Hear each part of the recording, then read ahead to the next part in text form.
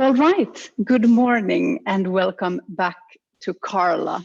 I'm having that strange experience that we're all becoming so used to now, speaking into the ether and hoping that you are there.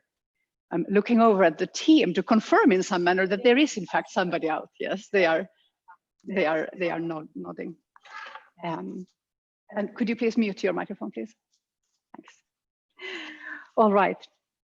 My name is Johanna Koljonen, and to start this day of Carla 2020, I've been asked to present the Nostradamus report, and that is a multi-year research and industry analysis initiative run by the Göteborg Film Festival, of which I have the honor of being main analyst now since the inception, in fact, and for the past 7 years. And I'm going to talk a little bit about what it is, very briefly about this year's report, and then about its relevance or not to the current situation. Now let's start my screen sharing here.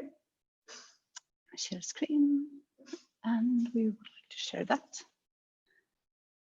And start the slideshow. There we are. That looks right. Yeah. Yeah, I've set to the headline "Learning Crisis Living." Nostradamus, just very briefly, is an initiative where we pretend to predict the future, but of course that is a magic trick. We do no such thing. What we do is that we describe the present from the perspective of people in strategic positions in the industry whose day-to-day work today is already shaping the near future of the screen industries 3 to 5 years ahead.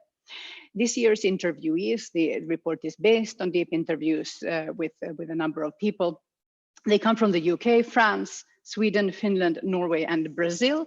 They represent broadcasters, production, exhibition, VOD streaming and aggregation, sales, public film funding, and industry analysis. And in addition, of course, we follow the news and the publicly available data from the many research institutions around the world who are doing such excellent work. And the report, while it's written by me and I am the main analyst, relies very deeply on the deep competence of the staff of the Göteborg Film Festival, and in particular the Nordic film market, which is part of it as well. Our main funding partner is Filminvest, one of the biggest regional film funds in Europe. And also we have other supporters who are also, in fact, all public funding. And I have an enormous thank you to them all. And I mentioned this public aspect because I'll return to that later. Every year we focus on different themes in the report, and because of the scope, I would say that the reports tend to stay relevant for about 3 years. So if you go to the website, I'll put a link at the end that you can go back and see the previous maybe 3 years report and download them. They're absolutely free, and we'll try to write them in a way that is not very jargony, so you don't actually need to have specialized information in particular about the new technologies. The idea is that people like you who are in the industry but who are perhaps too busy to delve deep into some of these aspects can also use this as an annual update of what's going on. These were the chapter headings for this year. We looked about moving forward with diversity, the landscape after the streaming expansion has recontracted as we're all expecting it to do, the creative renaissance of feature film, which we're in the midst of, and how that may play out in a polarized theatrical marketplace, the window system as always, some of the challenges that stem from the explosion in demand that we were all living in at the beginning of the year, and as well as some possible solutions. Looking back at these problems now, I think that the boom year problems, the fact that that all production capacity was maxed out and that we were working perhaps too much and too fast, those problems have for the moment been resolved by the pandemic. I will also say that everything else stands. And in particular, of course, that applies to the final chapter of the report, which I won't have time to go into today, which was on the changing conceptual landscape around video in general, and how especially the lives of younger audiences, 25 and down, have very different relationships conceptually as well as practically to the moving image than even millennials do. You can find the report at göteborgfilmfestival.se/Nostradamus, and I will put a link at the end of the presentation. So yeah, today I will touch in passing on a few of those themes, but in particular today I will now try to step back to discuss some of the longer term trends, which we also do cover and have covered historically in these reports, and some pandemic pandemic induced perspectives.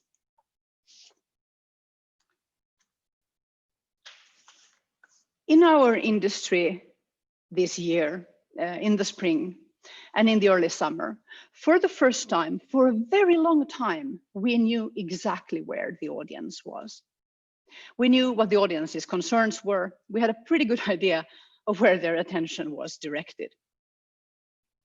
And even presented with an impossible situation, such as complete closure of physical events, many cinemas and many festivals actually found their audience relationships transformed and very often re-energized in the midst of this pandemic situation.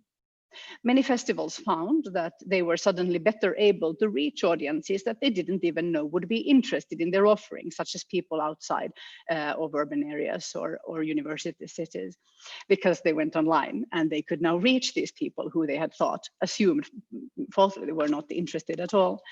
Many local cinemas saw a passionate support from their local communities, and I would guess also a passionate support from people who perhaps identify as art house moviegoers, but don't always end up actually physically going out and buying that ticket when they were able to do so before the cinemas closed. So those people also activated their identity as a potential audience to support their local cinemas.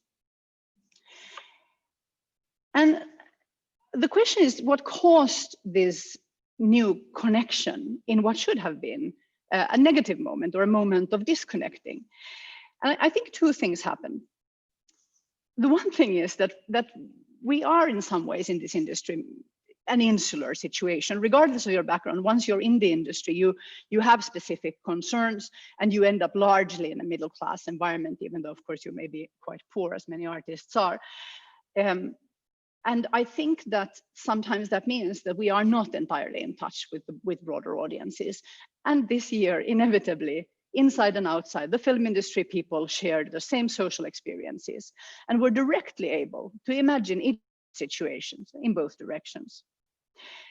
We in the film industry were also forced to listen in a way that I'm sorry to say we historically haven't always been great at. What we do as a sector is that we show the audience things that we have chosen to make and exhibit.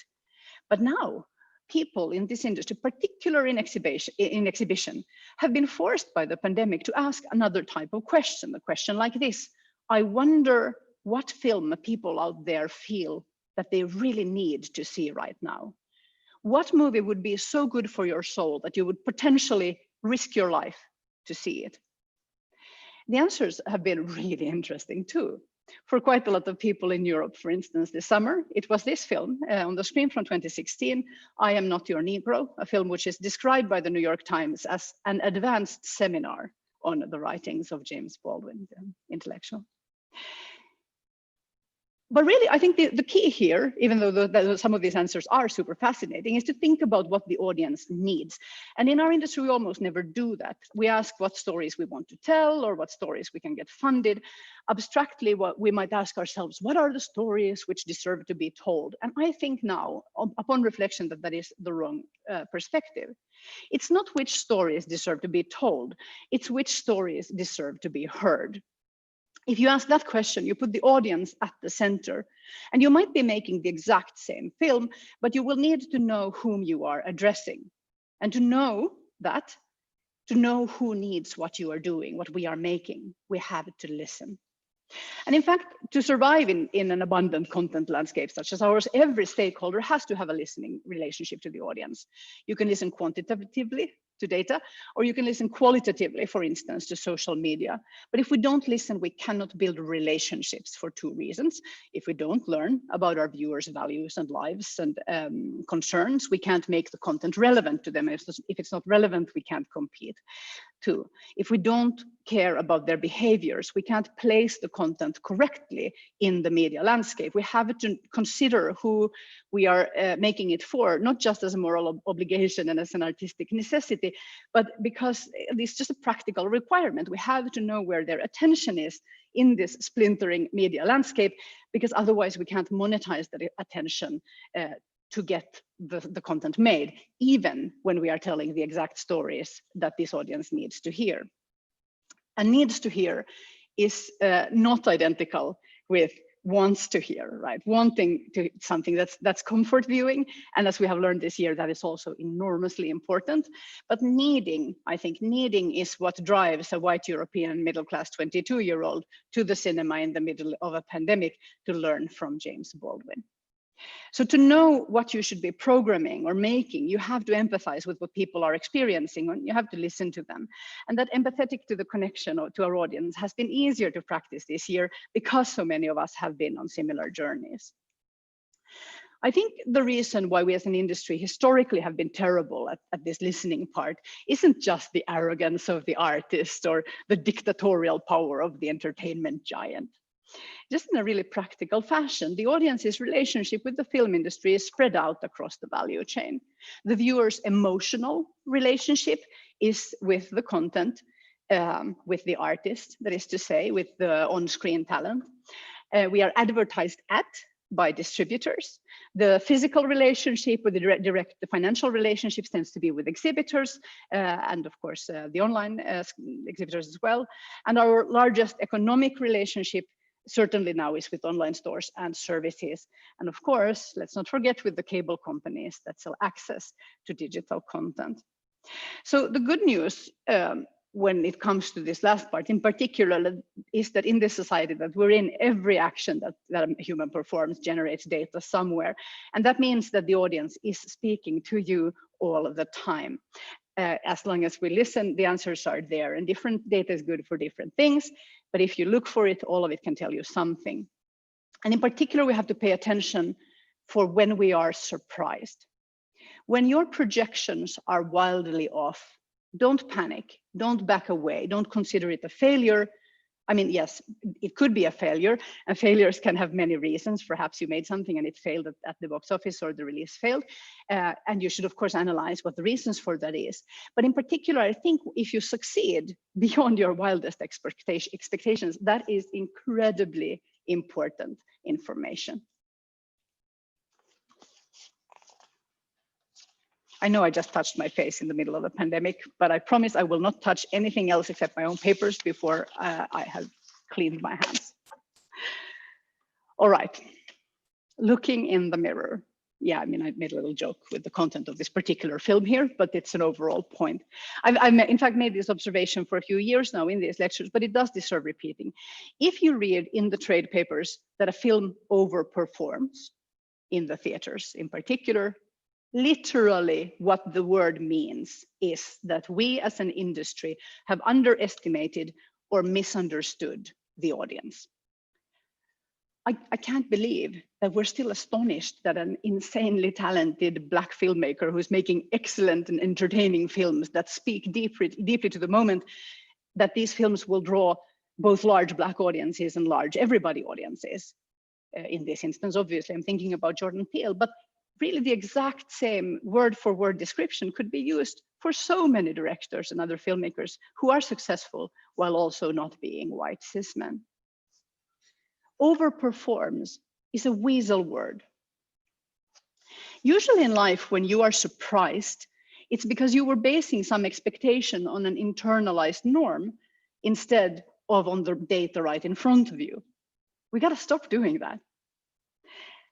And I mean, we can take this for granted. Now I'm showing a picture from Parasite. It feels like 7 centuries have passed since the January of this year. But let's remember that when we entered this pandemic crisis, we did so at a wonderful, meaningful moment. Audiences proved to us, again, as they have been proving 2 or 3 years now, at least at the box office, but I think the victory of Parasite was decisive. Audiences proved that art house film is absolutely relevant to younger audiences and to the so-called mainstream viewer. The complex and qualitative storytelling appeals to viewers who are raised on the enormously complicated, high-quality TV drama of the past few decades. Audiences prove to us that they read subtitles fluently, thank you very much, that they care about politics, and that they care about human fates everywhere where humanity is centered. Art house and independent film is back. And that was why the Nostradamus report this year had the headline, The Creative Explosion. And in this report, Bérénice Vincent talks in an interview about what she calls elevated art house, a type of film, a film that is aesthetically specific. It has a strong driving narrative. The film is, by today's narrative standards, short, that is to say, it's feature length, not a whole season of story. But it's also deep, short but deep. Every word, every visual element, every shot matters. And these types of films, the elevated art house, are often visceral. That means physical, films that you can feel inside your body as you're watching it. Of course, this is one of the reasons the genre elements, which work with the body a lot, are doing so well in this context.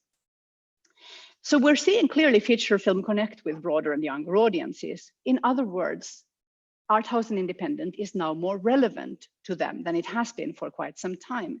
And obviously this must be because more types of stories are getting told. Our investment as an industry in diversity and representation is paying off. I wish we'd all do the right thing because it's right. And that would be, I think for most of you, probably that is the motivation. But when you are meeting resistance, with commissioners, with funders, with studios, and so on, about what content is relevant to the audience, pushback. I think that word overperforms suggests that doing the right thing in this context is also good business. And in addition to that, of course, enabling new voices also supports our fight for democracy, for the locally and regionally and sociologically specific. It protects our local cultures on one hand, and also pierces through and challenges barriers of bias on the other. And as we go forward, it's going to be more important than ever. You're all educated people. I don't need to tell you that we're in deep trouble.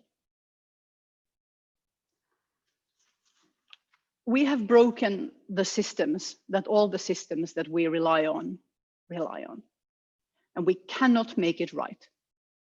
If we manage to survive as a civilization, let alone as a species, we have to do everything right in the next 10 years, which when you think back 10 years in your own life, 10 years is nothing. 10 years is no time at all. And that is the window that we have now to act.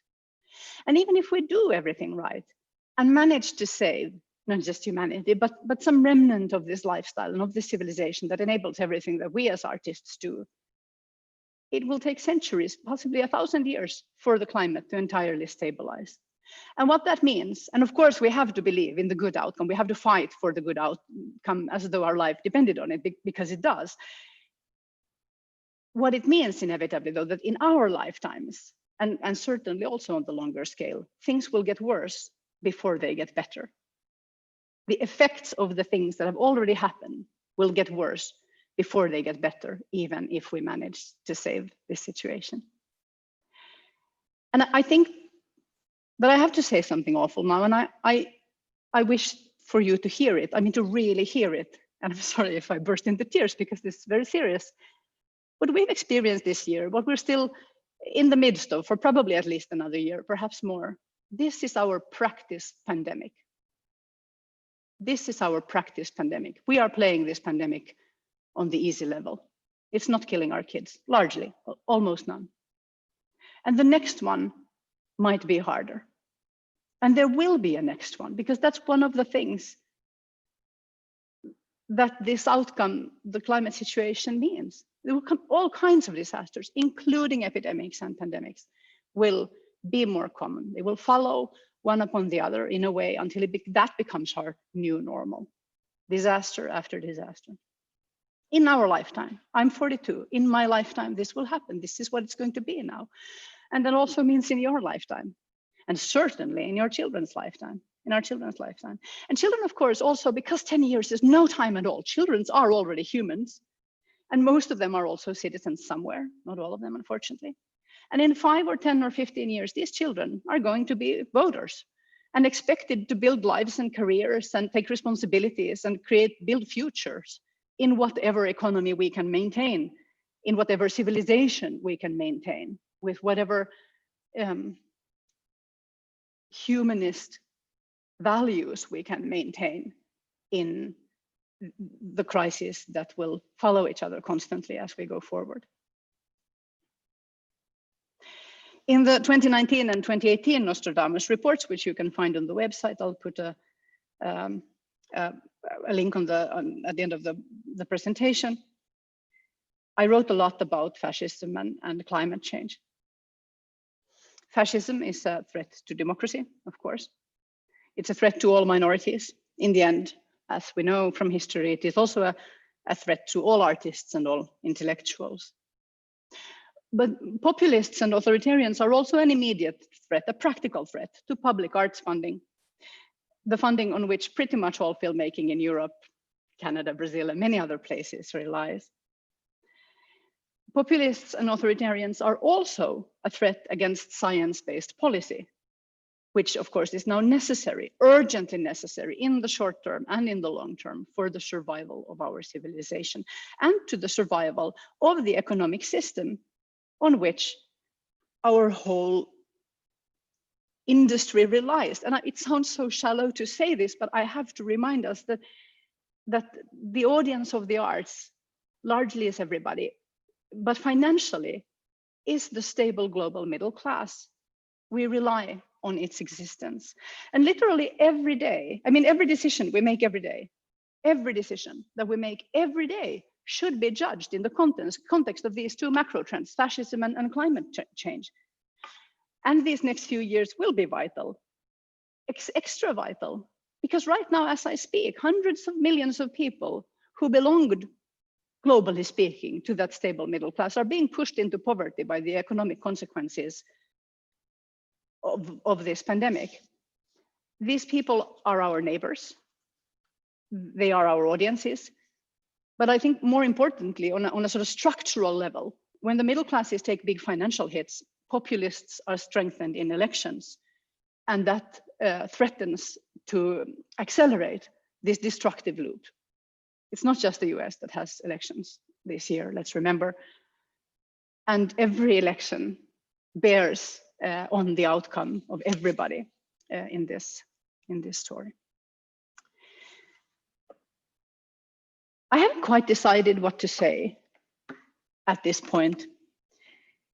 I mean, I'm about to end soon this talk, but I will try and just say something about my feelings about polarization. And because sometimes, you know, when change happens in the world, historically, sometimes it has been quite slow. So if you pay attention, and in some way that is my job also as a media analyst, is to pay attention to the things that are already happening and say, oh, by the way, this is already happening, so we can predict that these outcomes will occur in a few years. But we have to do that faster now when it comes to the consequences of the pandemic, because they are happening very rapidly, and the outcomes, the consequences are playing out very rapidly as well. And I think that if the story overall of global justice, of social justice, of our future, of the consequences of who gets hit first by climate change and so on, who suffers most in fascist societies, all of this, of course, is connected to power already, and to this polarization, financial and otherwise, in our society. But I think also the effect of the pandemic is very polarizing. We have so many people who are struck by disaster, who are losing loved ones, who are becoming, you know, because even many people who survived COVID are scarred for life, probably. Their lungs, for instance, will never be the same. While these effects are happening also disproportionately in the groups that who are taking the hardest financial hits.